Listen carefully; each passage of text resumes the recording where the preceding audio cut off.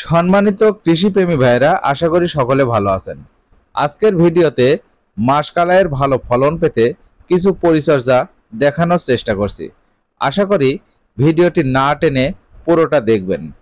দেখুন, মাষকালাই কিন্তু পতিত জমি বা বিভিন্ন ধরনের ফাঁকা বাগানে একরকম বিনা চাষে বিনা পরিচর্যায় চাষ হয়ে থাকে। কিন্তু চাষি ভাইয়েরা যদি একটু পরিচর্যা বা জমিটি মাঝে মাঝে পর্যবেক্ষণ করে, তাহলে কিন্তু সেখান থেকে ভালো একটা ফলন পেতে পারে। বর্তমানে মাষকালাইয়ের জমিতে গেলে দেখতে পাবেন পুরো জমিটি অত্যন্ত সবুজ এবং সুন্দর।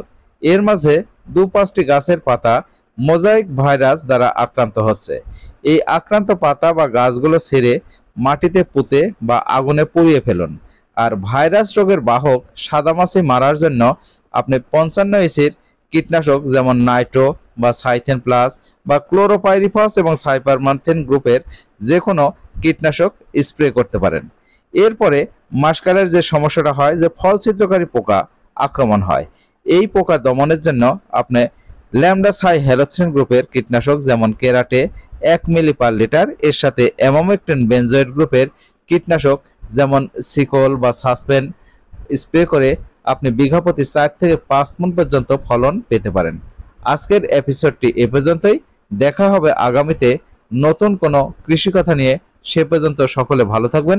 ধন্যবাদ সকলকে।